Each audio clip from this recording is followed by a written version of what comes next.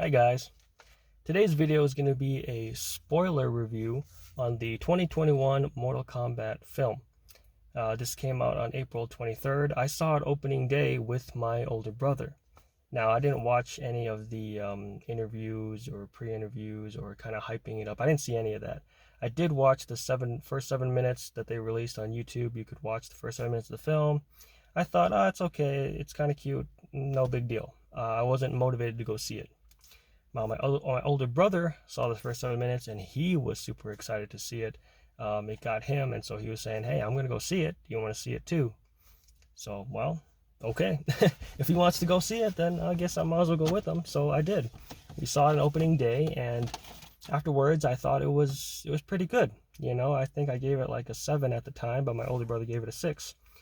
As time went on and I got to kind of review it, replay it in my head, I've watched a little bit of other reviews, I realized actually I might have had some blinders on because we hadn't seen Mortal Kombat in 20 years. I could see that there were many issues with the plot, a lot of problems with choices that they made, introduction of new plot points. I could see how they would become questionable if they continue to make a Mortal Kombat 2, Mortal Kombat 3. So to begin with, in the story, the introduction story, which was done very well, we are shown to be in 1617 Japan. We are at the Hanzo Hasashi compound, and we see Hanzo, his wife, his son Jubei, and his youngest daughter. That's new. And he's come back with a bucket of water, and his wife says, "I need more than that."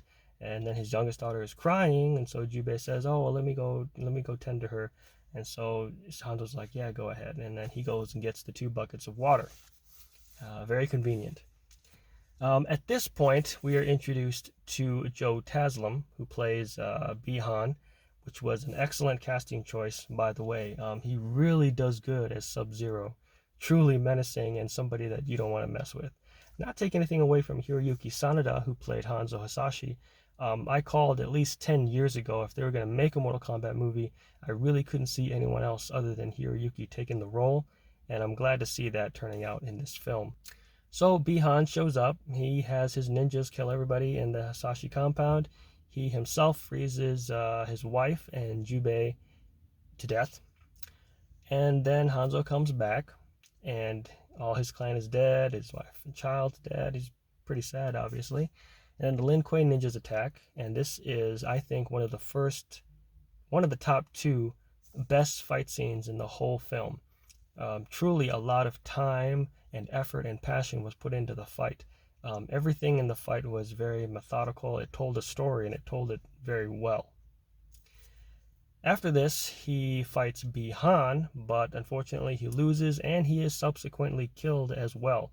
His body disappears. I'm not sure if Shang Tsung took it or whatever, but his body just disappears. At this point, Raiden shows up, and he takes Hasashi's youngest daughter and disappears in lightning. Now we're brought back to modern day, and we're introduced to a character named Cole Young. It's painfully obvious that this guy is the descendant of Hanzo Hasashi. Okay? There's a couple of things that they beat you over the head with to kind of show this fact. The first is that his bag, his MMA bag, he calls an MMA fighter, his bag strap is yellow. Okay, now I'm not saying that you can't have that, but it's a pretty uncommon color. It's an uncommon choice. Not too many people like the color yellow, And another thing is that his wrist wraps, in his fight against Ramirez, was yellow as well. And I don't think I've ever seen that. White and black is common, red and blue if people are feeling peachy, but I've never seen yellow wrist wraps.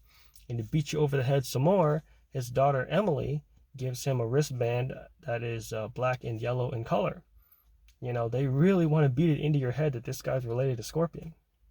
That's why I didn't understand why they had the flashbacks with Hanzo Hasashi. Like Cole would just have flashbacks of like Hanzo Hasashi and Scorpion, like in his dreams or something. It's like, why? All the other stuff that you did was subtle and it was enough. I just don't understand why they had to add more to it. It's truly unnecessary. Now, on the point about Cole's characterization, which is to say there was none. There's a point where Jax had given his vehicle to Cole Young to take his daughter and wife away to safety, and Jax stayed back to fight Sub-Zero. Now, when Cole gets to Sonya's compound, Sonya asks him, "Hey, where's Jax?" And this is literally the line he says. He says, "He stayed to fight." I mean, that's the most bland line you could have given any character ever, especially in the universe of Mortal Kombat. I mean, you could have given him a line that made him more relatable, a little bit funny, something that the audience could connect to. Like, where's Jax? He's dancing with Elsa. Where's Jax? He has a tango with Frosty the Snowman. Like anything could have made him seem more than that line, which really made him seem kind of dull to me. I kind of wonder if there was any effort to characterize this guy at all. Now, another thing is when they're introduced to the lore of Mortal Kombat, he kind of mentions, "Oh, Mortal Kombat, it's spelled wrong." So it seems like they wanted him to have some kind of personality. They just didn't know how to go about it, I guess. Also, the reptile fight. That could have been an opportunity to characterize him as well. He could have said some kind of Hollow Man reference. If you know that movie, it's a guy that, like, they do an experiment and he becomes invisible. Like, he could have had a quip about that. In fact, why not just have Cole be the other half of the comedy character? Because they gave that role completely to Kano, who's played by Josh Lawson, which can be quite overwhelming to take on that role. You could have eased it up a little bit, have Cole and Kano both take the comedy role, and they're kind of like, make it seem like they vibe well, they get along well. Therefore, when Kano betrays them, it's more meaningful rather than like, "Hey, can you believe Kano betrayed them?" Yeah, I can. And I think everybody else can too. At least with this way, you're like, "Oh no, he's getting along with Cole and he's vibing well." It's gonna hurt more when Kano betrays them, right? So I just don't understand why they didn't seem to want to give Cole much of a personality at all. Now, in regards to the Mortal Kombat universe, there's also missed opportunities there to convince me that Cole is meant to be in this universe, or at least he is the descendant of Scorpion, that he has some kind of fight intelligence or fight IQ to know how to approach different situations. So, for example, he has his MMA fight with Ramirez, right? And I think it's a fight error, but when he's fighting Ramirez would push him up to the cage, and then the next shot would switch over and they switch places. And the only reason that happened was so that Cole could do an arm throw and throw him in the center of the ring. It's like, okay, first of all, that doesn't make any sense in terms of the fight sequence. Secondly, you missed an opportunity to make Cole seem like he knew what he was doing. For example, when Ramirez rushed him to the cage, he could have used the cage to get out, right? And then he can do his arm throw. Now, he can still lose the fight, and I think that's what you guys want to do. You kind of want to make him like he's not as good as he used to be, but his mind is still sharp and he'd be a good addition to Mortal Kombat. That's fine. Well, how could you miss that opportunity to convince me that, like, well, he's not as young as he used to be, but his mind is still good. He's still got a good fight intelligence, and that's going to be useful in the Mortal Kombat tournament. Severely missed opportunity. Also, back in the Reptile fight, I think Cole should have been the one to reveal Reptile. Kano can still kill Reptile, that's fine, but I feel like Cole should have been the one to do it, right? Because again, the movie doesn't give you a reason to believe that this guy is important, or he's related to Scorpion. It doesn't really, I don't get that feeling with him, but if you had done these things, right, I would be more convinced, like, oh, he does fit in the universe quite well. He may not be as young as he used to be, but he's got a good strategic mind. He could be the strategist character. Another example is when he's fighting Goro, right? Now, human limbs, the way they're designed to work complementary to each other, right? So your arms are across from each other, they work together. Your legs, the same thing. But when your limbs are opposite of each other, they're not designed to work that way. So when you do like your left hand, your right leg, you try to make them touch, it's very awkward. It's very awkward to do, and it's not meant to be done that way. So when Cole is fighting Goro, right, why not have him cut off Goro's arms diagonally? Okay, that's pretty strategic because Goro's arms want to work this way, but they're not going to want to work like this, right? So there's a strategy involved in that decision. And then you kind of hinted at it, but you didn't really go through with it, that Cole was kind of fighting Goro lower. So he would kind of slide or attack the leg, something like that. Once again, another missed opportunity to show Cole as the strategist character. So I don't know if that's a writing issue or they just, maybe they were forced to be like, you have to add this character. And then like, yeah, I can see something like that being like, oh geez, how can we possibly do something last minute? But, if you're going to have this character, you really need to go all the way. Make sure he's got a great personality, make sure he's got a good fight IQ, and it convinces the audience that he does indeed belong in this movie. Now, we have to talk about Reptile. Oh my God, what is that? Oh my God, what is that? I am not a fan of the Argonian Reptile. The most I'll go to is Shaolin Monks, where he was a lizard, I guess, but he still like seemed human-like. He still punched and kicked like a human, and you could just barely see some green scales. So you're like, I don't know what I'm dealing with here. It'd be a little bit kind of like, fear of the unknown, and that'd be pretty cool. But he still had to do martial arts. Now, when I'm thinking of Reptile from MK9, I'm getting disappointed. Okay, because now they're going complete lizard, and they're not even bothering with like, any kind of martial arts at all, and nobody seemed to complain about that except me. And then they did it again at MKX, and nobody complained except me. So it looks like this is gonna stay. That really sucks. I gotta say, that really sucks. Now, in regards to the movie, I thought that Reptile really should have been a human. Okay, he should have been a human, and the only special effects you needed was the tongue and the acid, and that's it. And it would be a great three-way fight against Sonya, Kano, and Cole. It would have been perfect. Okay, especially since the fights after this, like Liu Kang, Cabal, Cole, Molina, Jax, Reiko, Sonya and Kano was a little bit better, but just a little bit better. I feel like all the money that you saved from CGI Reptile could have made those fights better. More time, more funding, more money. You could have made those fights better. Literally, those fights that I mentioned were cookie cutter. Like, it doesn't get good until Scorpion Sub-Zero fight. So, if it's going to be like that, I would just say, hey, just have a human Reptile, use all that cash, and make the other fights better, because they were not good. Now, along the film, we are introduced to Liu Kang and Kung Lao when we get to the Temple of Light. And I'm not familiar with either of those actors, Ludi Lin or Max Huang, but I would say that Max Huang did a very good job. He really seemed like a dude that did his homework, and he knew what he was doing, and he made sure he got the character correct. He got like the hat thing. And another thing too was their speech direction was very well done. With typical characters, Jax, Sonya, Kano, there's kind of like a little bit kind of like rambling kind of dialogue, kind of hard to get their point across, which is normal human talking, right? But with Liu Kang and Kung Lao in the film, their speech direction was really good. Anytime they made a statement, it's like they knew exactly what to say to get their point across, and they did it. So that kind of seems to me like, oh, that's a very kind of direct way of talking, very disciplined way of talking. Maybe something, maybe the way a Shaolin monk would speak. I don't know, but it was a very good choice, very good speech direction that they made on those two characters. Now, as far as the actors themselves, I'd say I'm not familiar with Max Huang as a martial artist. He might not be, but they did a really good job on his fatality. He did a fatality against Aitara.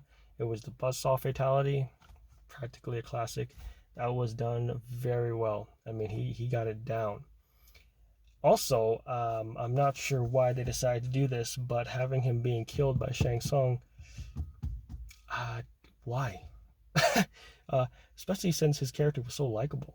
The actor did a great job. The character was so likable, and then you're gonna kill him? Why? So he can be Revenant, and then Liu Kang has to fight him in the next one? I think that was not a well thought out decision. Now, in regards to Ludi Lin, I think Ludi Lin actually is a martial artist, which only makes his fight against Cabal even more disappointing. Okay, and that kind of tells me you guys put too much money on this damn lizard, and you didn't have any money to make sure that when you had a real martial artist on set could have done a really great fight for the film. So that's a very bad missed opportunity. But he did okay. He did good as Liu Kang. Like I said, it's just a huge missed opportunity that they didn't make his fight with Cabal, didn't utilize Lu Lin's experience in the martial arts to make a great fight with Cabal. And it's not like, oh, well, Cabal's not a real martial artist, it can't be good. Well, Makad Brooks did a great job with Sub-Zero, and Makad Brooks, as far as I can tell, does not have martial arts experience. Yeah, so that's not really an excuse. The only difference when you have a fight scene between two martial artists is that you can usually execute more complicated moves faster. Okay, you can have a fight scene between a martial artist and a non-martial artist, it just won't be as fast or complicated, but it can still work. So I don't really see that as an excuse. I think you just spent too much money on the damn CGI lizard. Now, of course, in this film, we got to talk about Raiden. So let's be clear here. No one is ever going to match Christopher Lambert's Raiden. Sorry.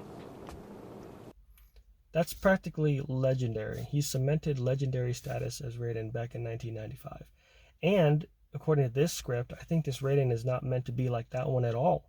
This one seems to be way more stern, way more serious, not as fun or as trolly as the Christopher Lambert Raiden. It's a completely different character. I know some people might be giving Tadanobu Asano a hard time about that, but honestly, that can't be helped. If the movie gives you a good script, then you can do good. If they give you a good character, you can do good. But if they don't write a good script, you can't save it. You can only do so much. So I don't really hold anything against Tadanobu for that. I think if he was given the happy-go-lucky Raiden, he might probably do a good job with that too. But that wasn't the role that he was given. Now, I do have one gripe about the eyes. So I don't remember if his eyes were glowing when he picked up Hanzo's daughter, but I think it was. And the idea of this constantly glowing eye, first of all, that's got to cost money, right? And you're desperately in need of money to make the other fights better. That was unnecessary. Even Christopher Lambert's Raiden's eyes were not glowing all the time. Okay, maybe when he was angry or upset, but that's about it. And that's all you needed to do for this Raiden. Okay, he didn't have to have the glowy eyes until he was mad or upset. Plus, it makes it more meaningful. If his eyes are always glowing, you're like, okay, it's always glowing. It's normal to you. But when it's only glowing when he's mad or angry, then you done fucked up. It makes you think about what you done wrong. It's more meaningful that way. The markings. There's a marking that you can get if you kill a character. You kill somebody with the marking, and the marking allows you to unlock your power. Yeah, I don't know what to feel about that. That's I wouldn't say that's the worst thing in the world, but it's certainly not a helpful thing. So there's a couple of problems. The first is that if you can only get it by killing a fighter that has that, then you need cannon fodder. You need cannon fodder for our beloved characters, and that's going to be kind of annoying. Are you going to have a beloved character kill another character so that they can get their power? See, it's a net loss. I think if you want to keep doing this, there's only one way you can save this, and it's that if you defeat a fighter, then you get the marking, and they lose the marking, but they don't lose their power. So they still keep their power, and then you can unlock yours, and then if you lose, somebody else gets the opportunity to get their power. That's the only way I can see this working. Okay, if they have to die, then okay, well, you messed up already, because a lot of people like Josh Lawson, and he got stabbed in the eye by Sonya, so he's dead now, right? See, people aren't gonna like that. Plus, we're expecting him to come back in the next movie with a metallic eye anyways. So I think the only way you can save that plot point is to say, well, you don't have to die, but you have to be defeated by a fighter who doesn't have the marking. Then they get the marking, and you keep your power, but they have the opportunity to unlock their power. But generally, I don't think it's a good plot point. Now, the other of the two top fights occur, and that is between Scorpion and Sub-Zero. So at this point, what happens is that Cole has the kunai. He got Scorpion's kunai back when Raiden gave it to him. And what happens is that he summons Scorpion accidentally. And he reappears. He says, "Get the fuck over here!" And the fight commences, and it's absolutely fantastic. The effects were on point. A lot of signature moves were seen, like the ice wall. Then Sub-Zero throws him into the ice wall, and then he did an ice clone. I didn't catch that at first. I didn't catch that in theaters. I just saw Hanzo cut ice, and I was like, "Where'd that come from? Does Sub-Zero bleed ice?" Yeah. But I watched it on YouTube. I was like, "Oh, there was an ice clone. I didn't see that before." So I think you should add a couple more frames just so people can see it. Like I know what I'm looking at. But those were the two best fights. It was literally just Hanzo against the Lin Kuei ninjas and Scorpion against Sub-Zero. That's it. Those are the two best fights in the whole movie.